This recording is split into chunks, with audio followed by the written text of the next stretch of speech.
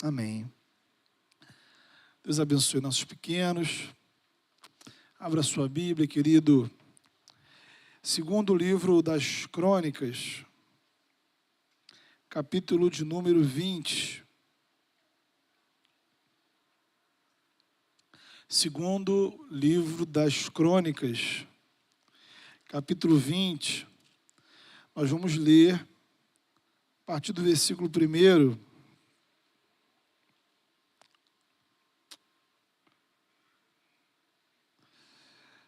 A palavra de Deus, ela diz assim: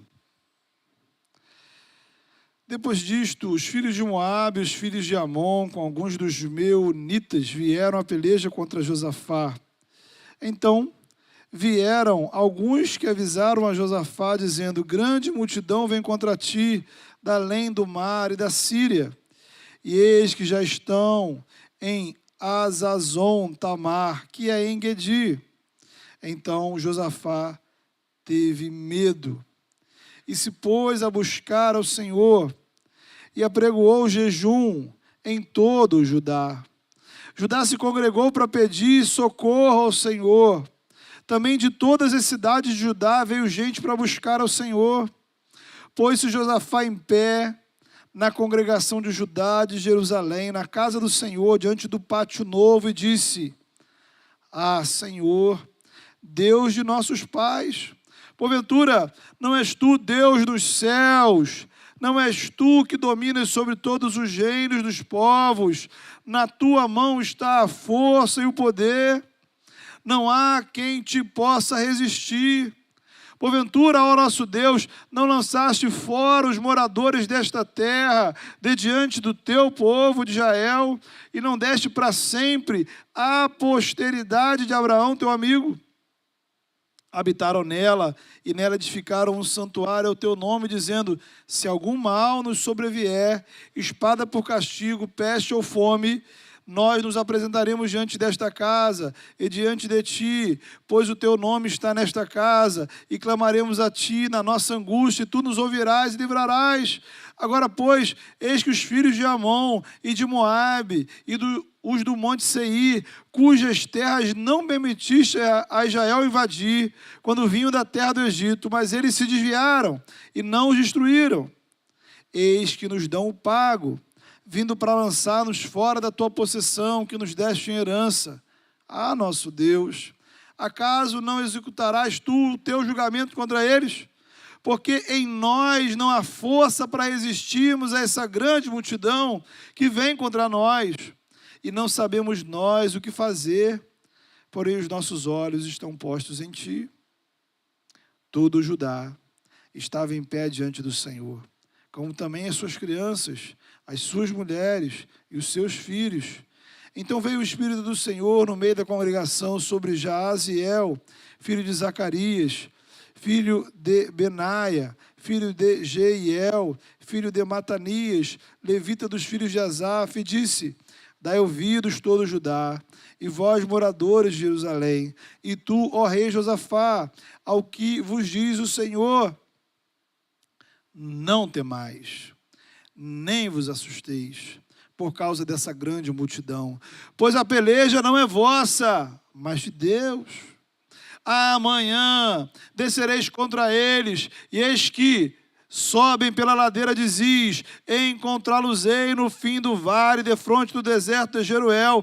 Neste encontro não tereis de pelejar, tomai posição, ficai parados, e vede o salvamento que o Senhor vos dará, ó Judá e Jerusalém. Não temais, nem vos assusteis, amanhã saí-lhes ao encontro, porque o Senhor é convosco.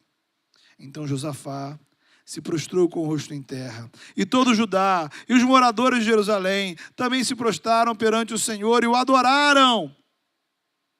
Dispuseram-se os levitas dos filhos dos coatitas e dos coreitas para louvarem ao Senhor, Deus de Israel, em voz alta, sobremaneira. Pela manhã cedo se levantaram e saíram ao deserto de Tecoa. Ao saírem eles, pôs-se Josafá em pé e disse: ouvi-me, ó Judá, e vós, moradores de Jerusalém, crede no Senhor vosso Deus, e estareis seguros. crede nos seus profetas e prosperareis. Aconselhou-se com o povo e ordenou cantores para o Senhor, que vestidos de ornamentos sagrados e marchando à frente do exército, louvassem a Deus, dizendo: rendei graças ao Senhor, porque a sua misericórdia dura para sempre. Tendo eles começado a cantar e a dar louvores, pôs o Senhor emboscadas contra os filhos de Amon e de Moabe e os do monte Seir que vieram contra Judá e foram desbaratados. Porque os filhos de Amon e de Moabe se levantaram contra os moradores do monte Seir para os destruir e exterminar. E tendo eles dado cabo dos moradores de Seir, ajudaram uns aos outros a destruir-se. Tendo Judá chegado ao alto que olha para o deserto, procurou ver a multidão, e eis que eram corpos mortos, que jaziam em terra, sem nenhum sobrevivente. Vieram Josafá e o seu povo para saquear os despojos, e acharam entre os cadáveres riquezas em abundância, e objetos preciosos. Tomaram para si mais do que podiam levar, e 3 dias saquearam despojos, porque era muito. Ao 4º dia, se ajuntaram no vale da bênção, onde louvaram o Senhor. Por isso, chamaram aquele lugar Vale de Bênção, até o dia de hoje. Então, voltaram todos os homens de Judá e de Jerusalém, e Josafá à frente deles, e tornaram para Jerusalém com alegria, porque o Senhor os alegrara com a vitória sobre os seus inimigos. Vieram para Jerusalém com alaúdes, harpas e trombetas, para a casa do Senhor. Veio da parte de Deus o terror sobre todos os reinos daquelas terras, quando ouviam que o Senhor havia pelejado contra os inimigos de Israel. Assim, o reino de Josafá teve paz, porque Deus lhe dera repouso por todos os lados. Amém. Queridos, a forma correta da gente olhar para essa história é, primeiramente, entender que ela não é uma história sobre pessoas apenas. É a história sobre um povo que tem Deus como rei. O povo de Israel, no período do Antigo Testamento, era a manifestação do povo de Deus. O povo que Deus escolheu, o povo que Deus abençoou, o povo que Deus separou. Portanto, embora a gente vá fazer aqui algumas aplicações individuais, é importante você saber que a mensagem principal desse texto é sobre nós enquanto povo de Deus. Porque no Evangelho, a nossa identidade, ela é definida, a nossa identidade espiritual, ela é definida tanto de forma individual quanto comunitária. Nossa identidade espiritual envolve o povo ao qual pertencemos. Dito isso, a gente olha para esse texto e a gente vê que a história começa com uma declaração de guerra. Veja você, 3 povos diferentes entram em guerra contra Israel. Veja que o rei é avisado. Olha, um exército enorme marcha contra você. O texto relata que o rei Josafá, ao receber essa notícia, fica alarmado, amedrontado. Não era para menos. Como é que você reage quando recebe a notícia de que está chegando diante de você um desafio maior do que as suas forças? A informação chega dando conta que o que vem por aí, olha, é barra pesada. Nesta hora, a ansiedade toma conta do nosso coração. Isto é, antes do problema chegar, a informação sobre o problema chega. A comunicação do problema chega. Então, antes de o problema estar para ser enfrentado, começamos a sofrer, a nos angustiar com o que virá pela frente. Como é que eu vou lidar com isso? O medo da batalha nos destrói. E o medo, querido, veja você, o medo antes do problema, o medo pode levar você a uma situação espiritual desastrosa. Note, não é o problema, o medo do problema, o medo da tragédia. O que você faz quando você está com medo? Como é que você reage quando a ansiedade toma conta do seu coração? Como é que é a sua reação? Nós vemos nessa série de mensagens que muitas vezes o povo de Israel teve que lidar com a guerra. E muitas vezes o medo da guerra fez com que o povo se afastasse de Deus. Por quê? O medo nos leva a buscar soluções desesperadas. E no desespero de resolver o nosso problema, nós procuramos ajudas e soluções que não estão no Senhor.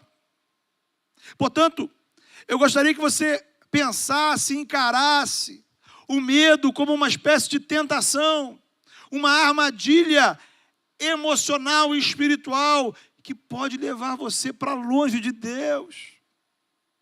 Note, não é pecado a gente sentir medo, é humano. Sentimos medo, é parte da nossa natureza. A questão não é sentir o medo, a questão é que o medo pode me levar ao pecado.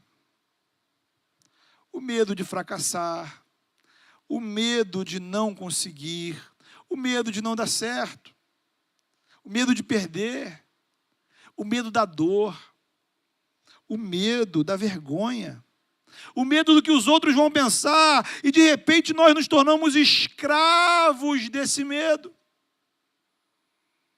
Nossas ações e nossas reações são controladas e determinadas pelo medo. O medo se torna o senhor da sua vida. Quais são os medos que dominam o seu coração? Quais são os medos que controlam os seus pensamentos? O medo tomou o lugar de Deus na sua vida. Como é que então a gente lida com isso, queridos? Veja, para enfrentarmos esse monstro, a palavra de Deus, ela nos ensina algumas estratégias. E a primeira delas é a oração. Foi o que o rei Josafá fez. O versículo 3 vai dizer que ele foi consultar o Senhor, ele sentiu medo. Então, a cronologia é, ele recebe a informação, o medo bate no seu coração, e o que ele faz? Qual é a sua primeira reação? Ele vai orar. E note, ele não orou sozinho, versículo 13. Todos os homens, mulheres, crianças, até os bebês de colo, estavam ali reunidos diante do Senhor, queridos.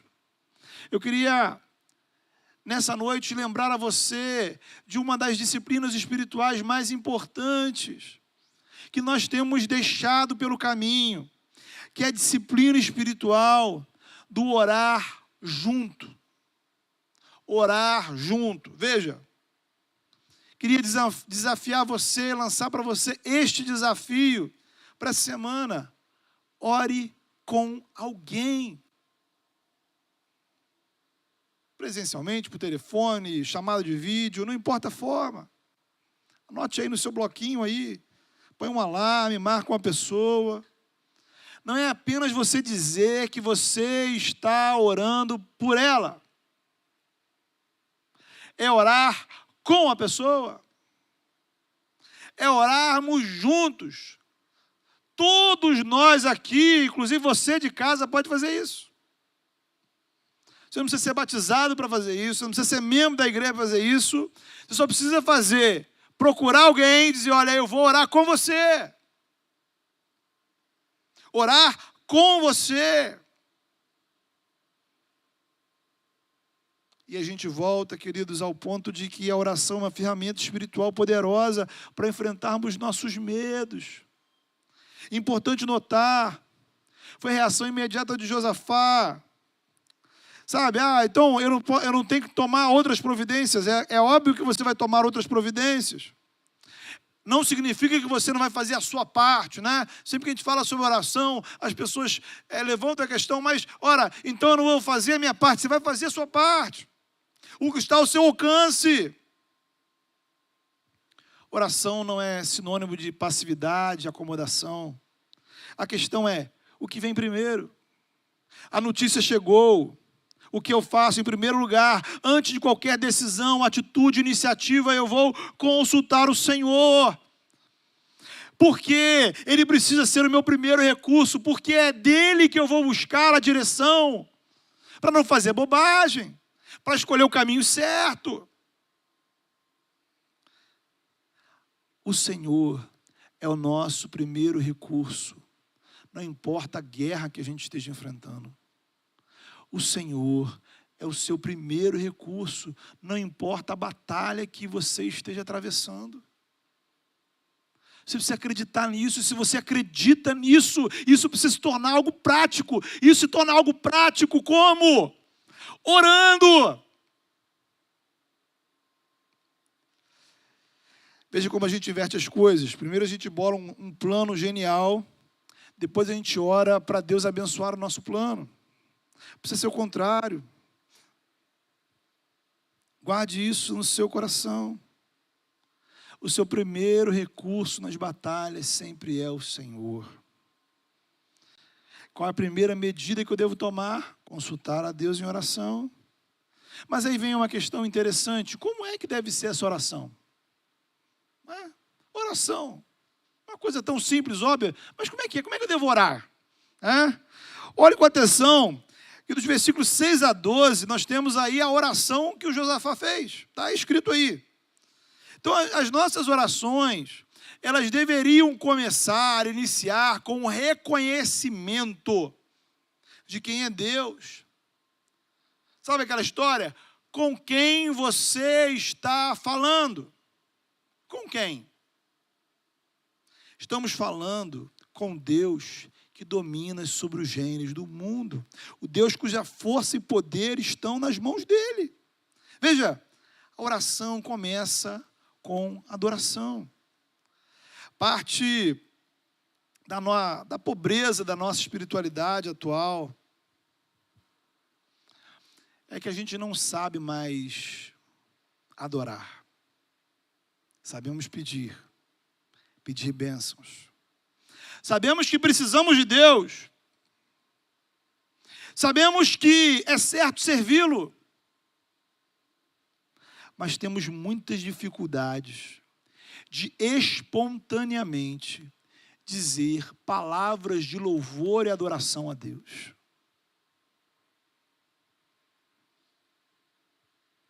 Qual foi a última vez? Pensa aí, puxa aí na sua mente. Que você parou em casa. Parou e simplesmente disse palavras de adoração e louvor a Deus. Não pediu, não agradeceu, adorou. Na Bíblia, querido, nós encontramos isso em diversos lugares. O salmista vai nos ensinar, ele vai dizer: Senhor, não a nós, nenhuma glória para nós, mas ao teu nome. Ele é o Rei da glória, o Senhor forte e poderoso nas batalhas. Quando Davi consagra o templo de Jerusalém, ele ora, dizendo: Teus, ó Senhor, são a grandeza, o poder, a glória, a majestade, o esplendor. O profeta Isaías tem a visão de serafins que proclamavam continuamente: Santo, Santo, Santo é o Senhor dos exércitos, até a inteira está cheia da sua glória. O apóstolo Paulo vai dizer: porque dele, por meio dele, para ele são todas as coisas, a ele, pois, a glória. Apocalipse, nós vamos encontrar João tendo uma visão do céu, e ele vê os anjos cantando: aquele que está sentado no trono e ao Cordeiro, sejam o louvor, a honra, a glória, o poder, para todo sempre. Então, nós entendemos, pregamos, falamos, que o propósito da nossa existência é adoração. O objetivo da igreja, a igreja existe para quê? Igreja existe para quê, irmãos? Igreja não existe para você sentir-se bem. Estamos aqui para adorá-lo. Buscamos a glória dele. O culto é dele, para ele. Então nós iniciamos a nossa oração lembrando com quem nós estamos falando. Que Deus é esse? Coloque aí na sua lista de exercícios espirituais. Primeiro você já sabe, orar com alguém. Segundo exercício, você precisa separar momentos simples, minutos, apenas para dizer para Deus, para reconhecer as qualidades dele, para enumerar, para sair da sua boca, dos seus lábios, palavras que reconheçam ele, a glória dele, quem ele é. Em seguida, querido, Josafá relembra as bênçãos e as promessas de Deus sobre o seu povo. Veja, ele vai dizer que esse Deus é o Deus da descendência, que escolheu a descendência de Abraão, que os levou para morar naquela terra, que consagrou o templo de Jerusalém, e que Deus fez promessas para aquele povo. Então veja, esse também é um exercício espiritual importante em nossas orações. Antes de você apresentar o seu pedido ao Senhor, é fundamental que você aprenda a relembrar as bênçãos de Deus sobre a sua vida. Veja, antes de eu pedir a Deus solução para a guerra que eu vou enfrentar, eu trago à memória as diversas batalhas, as diversas guerras que eu já enfrentei e o Senhor me deu vitória. Antes de pedir uma solução, eu relembro as misericórdias do Senhor sobre a minha vida. Sabe, querido, antes de enfrentar a batalha, você precisa lembrar que você não chegou até aqui sozinho. Você já atravessou desertos. Você já enfrentou gigantes. Você já passou por vales. Você já atravessou tempestades. Você já caiu. E você já se levantou. O bom pastor nunca desamparou você. Você já teve inúmeras noites de lágrimas. Mas quantas foram as vezes que a alegria surpreendeu você pela manhã? Meu irmão. Quantas sextas-feiras de luto nós já tivemos? Mas a esperança da ressurreição sempre venceu no domingo. Oração é lugar de a gente recapitular tudo que Deus já fez em nosso favor. Veja que é só então, a partir do versículo 10, que Josafá apresenta o seu pedido. Está aí um exercício para a sua vida, mais outro. Você tem problemas, você tem guerras, você tem batalhas. As notícias da guerra chegaram para você. As notícias de que dias ruins virão. Antes de você tentar bolar um plano genial, antes de você procurar socorro em uma solução desesperada, pare. Traga a memória. Às vezes que você dormiu ou foi para a cama e não conseguiu dormir. Às vezes que as lágrimas tomaram conta dos seus olhos, que a ansiedade tomou conta do seu coração. E como o Senhor fez milagre na sua vida. E como o Senhor te livrou quando você mesmo não acreditava. Bênçãos que Ele te deu, as quais você não pediu. Então Josafá pede, versículo 10, ele diz: Senhor, os povos que lá atrás nós não expulsamos, agora querem nos expulsar. Aqueles povos que lá atrás nós usamos de misericórdia, agora não querem ser bondosos conosco. Eles estão retribuindo o bem com o mal. Então, querido, esse pedido de Josafá, ele vem acompanhado do reconhecimento da sua incapacidade. Note, Josafá não apresentou ao Senhor nenhum plano mirabolante. Ao contrário, neste momento, Josafá não tem plano algum. Ele ora, ele não diz: Senhor, olha, nós vamos acordar amanhã, nós vamos pela esquerda, pela direita, nós vamos selecionar aqui os soldados, vamos atacar com flechas. Não. Ele ora dizendo: Senhor. Ele só apresenta ao Senhor medo, ele só apresenta ao Senhor angústia. Eram as únicas coisas que ele poderia apresentar ao Senhor naquela oração. Versículo 12, ele vai dizer: Senhor, não temos força para enfrentar esse exército. Não sabemos o que fazer, mas nossos olhos se voltam para Ti. Querido, oração é lugar de adoração, mas oração também é lugar de humilhação. Nos prostramos diante dEle para reconhecer que Ele é o eterno e todo-poderoso, e você e eu não somos nada. Então, querido, a oração é o exercício para você enfrentar o Deus do seu orgulho. A oração, como disciplina espiritual, é o exercício para você dominar a sua vaidade, o seu ego. Não é uma matemática exata, mas dá para a gente ter uma ideia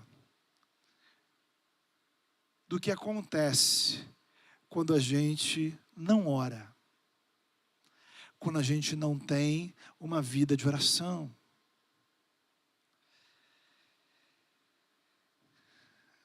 Ele é Deus, nós somos criaturas. Ele é Senhor, nós somos servos. Ele é Pai, nós somos filhos. Ele é santo, nós pecadores. Ele é onipotente, nós limitados. Oração, queridos, é lugar de sinceridade, sem filtros, sem fingimento, sem disfarce. Senhor, eu estou perdido, eu estou com medo.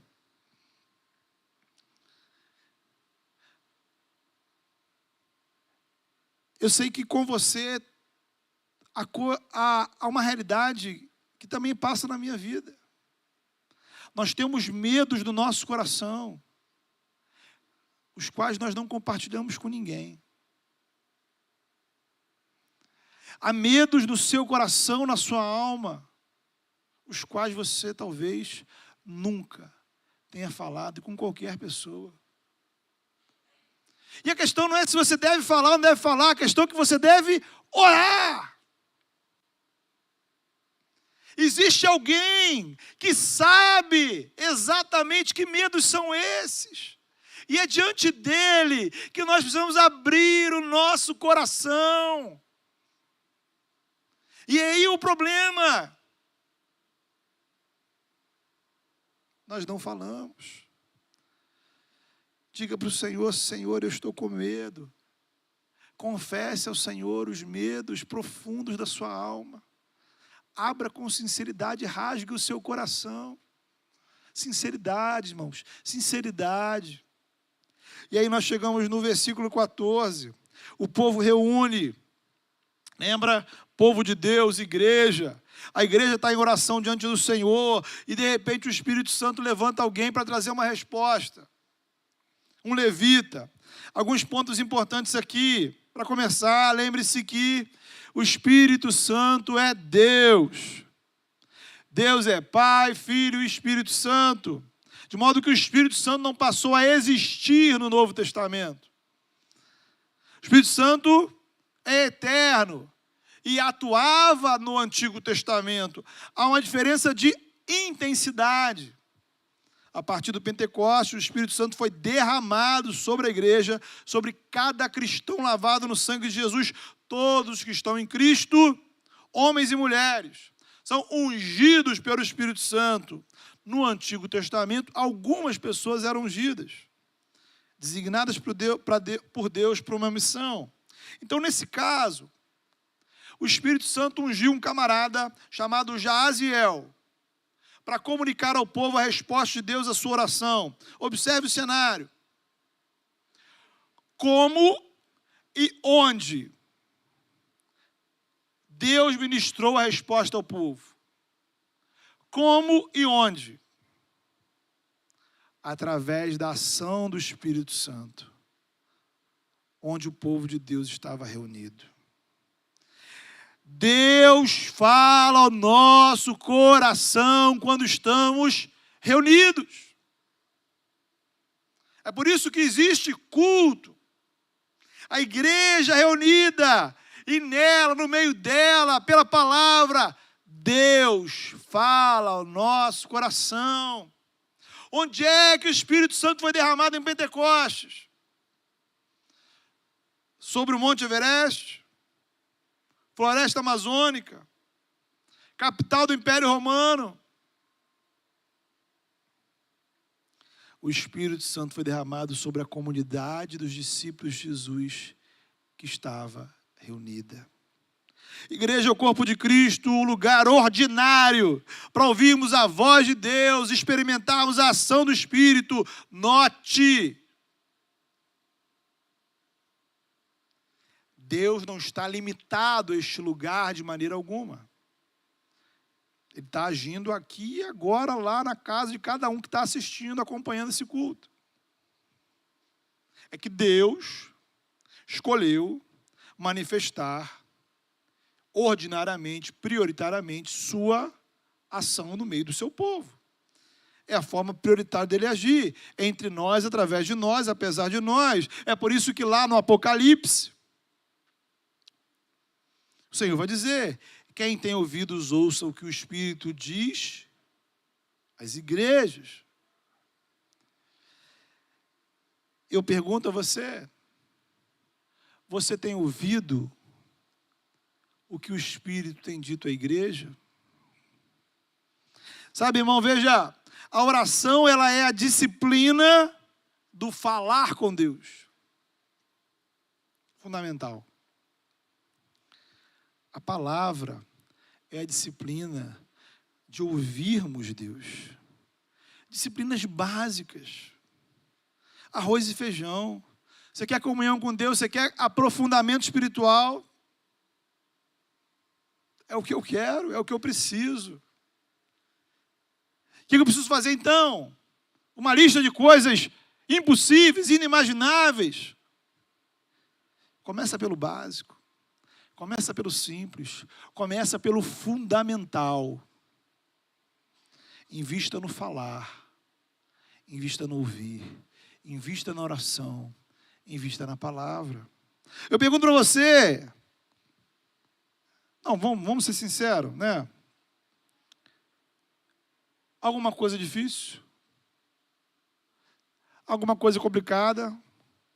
Te custa alguma coisa? Qual a dificuldade? Qual o problema? Por que não fazer? Está ao alcance de qualquer um de nós, não importa qual seja a sua situação espiritual. Não importa onde você esteja nesse exato momento. Qualquer um de nós aqui, você que está em casa, você que está aqui, seja você, quem você for, esteja a sua vida independente de como ela esteja. Você pode assumir um compromisso espiritual. Disciplina de oração. Disciplina de ouvir a palavra de Deus. E aí, queridos, nos entramos em um outro problema, novamente relacionado ao medo. Lembre-se que tudo começou com a notícia da guerra. O medo pode me levar ao desespero. No desespero ouvimos de tudo, ouvimos tantas pessoas, ouvimos muitas vozes. Muita gente tem um conselho, muita gente tem uma solução assim, incrível.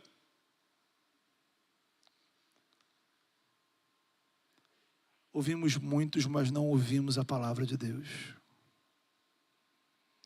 Para um pouquinho. Para um pouquinho. Pense nos seus desafios. Quais são os desafios seus hoje, essa semana, nesse momento? Qual é o problema principal que ocupa a sua mente, o seu coração? Aquilo que não sai da sua cabeça, aquilo que te traz um pouco de preocupação, ansiedade. Então, pensou nisso aí? Então eu queria que você pegasse isso e lidasse com duas questõezinhas. Você já colocou esta questão explicitamente diante do Senhor? Você já falou para o Senhor os medos que essa questão, se ela não for resolvida, os medos que isso causa ao seu coração?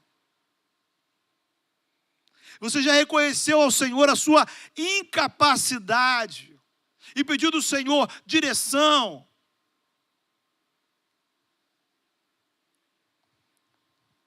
Segundo,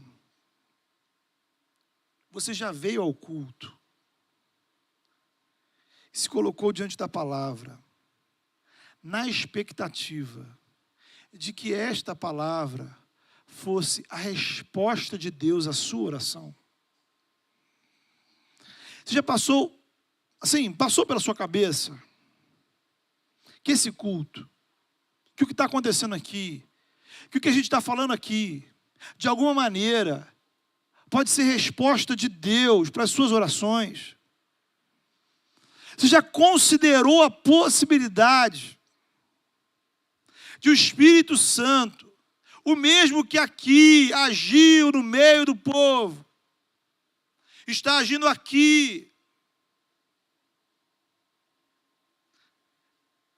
para trazer para a sua vida a direção que você precisa? Você já levou isso em consideração? Que talvez nada disso seja coincidência, que nada disso seja um acaso, mas que isso seja algo de Deus para a sua vida, para o seu problema, para as questões que te afligem, para as decisões que você precisa tomar. Irmãos, a igreja estava reunida. O Espírito de Deus falou ao povo. E o que é que Deus falou ao povo? Veja aí versículo 15. O Senhor disse: não tenham medo, não desanimem. A batalha não é de vocês, mas de Deus. Amanhã marchem contra eles. Vocês não precisarão lutar nessa batalha. Tomem posições, permaneçam firmes e vejam o livramento que o Senhor lhes dará. Irmãos, louvado seja o nome do Senhor. Louvado seja o nome do Senhor pelas respostas que Ele nos traz. Olha isso. Então veja, aprendemos aí, primeira disciplina espiritual, oração. Segunda disciplina, ouvir a palavra. Terceira disciplina, obediência. Aí a coisa sobe um degrauzinho. Obediência. Veja, você orou, você chorou, você falou com Deus, Deus respondeu. A resposta de Deus traz consolo, mas também traz desafio. Veja aí, ele diz, olha aí, não fiquem desanimados, a batalha não é de vocês, ela é do Senhor, amém, né? Senhor, eu estou enfrentando uma batalha de saúde, o Senhor diz, a batalha não é sua, é do Senhor, amém? Senhor, eu estou enfrentando uma batalha financeira, amém? Senhor, uma batalha na minha vida emocional, na minha família, amém? Todas as vezes que o Senhor disser para você isso aqui, você vai dizer amém. O grande lance é que a resposta de Deus não parou aí. amanhã vocês precisam marchar contra eles. O texto diz, amanhã vocês precisam tomar posição. Ele diz, olha, vocês não vão precisar lutar, mas vocês precisam estar lá. Tomar posições. Posição de combate. Lá, no campo de batalha, olhando o exército inimigo. É lá que vocês precisam estar. Não para lutar, mas para contemplar o agir de Deus. A vitória, o milagre. Querido, aí é que você é confrontado, sabe por quê? Porque essa resposta te trouxe um desafio. Uma coisa é Deus me dizer assim, fica em casa, tranquilão, relaxa que eu vou resolver. Pode ficar tranquilo, vai vir. O milagre vai chegar por Sedex. Vão tocar na sua campainha e vão te entregar. Outra coisa é quando Deus me diz para ir para frente de batalha. Diante de um inimigo que é maior do que eu. Quem me garante que Deus vai cumprir a parte dele? Quem me garante que o inimigo não vai me ferir? Arriscado demais, irmãos. Arriscado demais. Humanamente falando, não faz sentido. Não é razoável. Sabe? Alguém dizer para você assim, poxa, isso é burrice, inclusive, né? Você vai sair daqui para lá, os inimigos têm um exército maior que o seu, você não tem condições de vencê-lo, como é que você vai parar lá na frente deles? Eles vão passar por cima de você? É óbvio. A loucura de Deus é mais sábia que a sabedoria humana. Queridos, milagres acontecem quando obedecemos ao Senhor. É um desafio de fé e obediência. Eu creio na palavra, eu confio no Senhor, por isso eu vou assumir a minha posição no campo de batalha. Queridos, veja você, muita gente quer a vitória, mas poucos querem ir à guerra.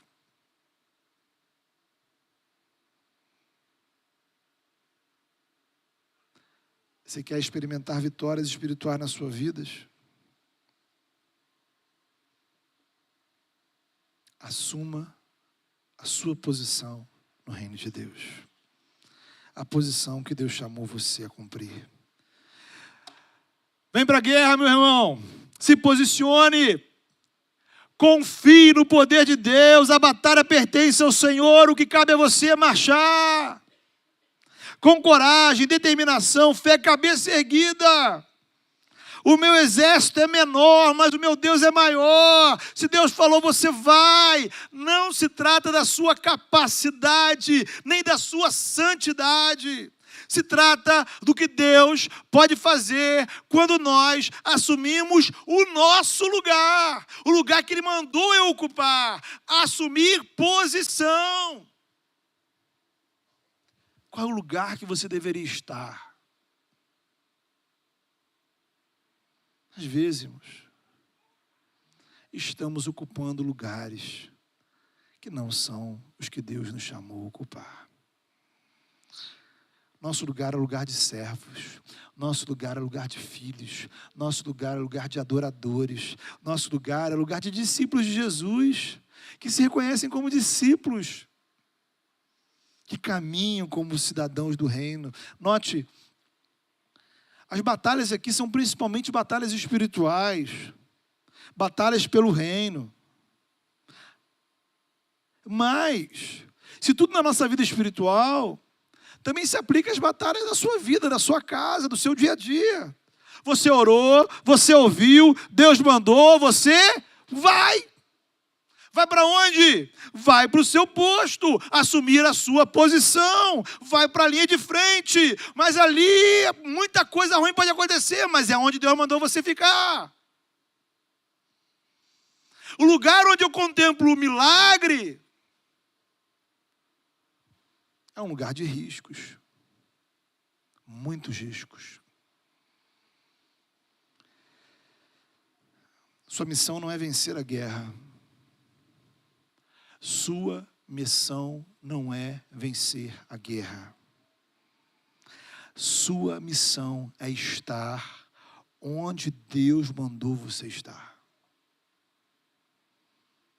O que o povo tinha que fazer era marchar, era estar lá. Muitas vezes, irmãos, eu, como você, fico cansado, triste, ou frustrado comigo mesmo.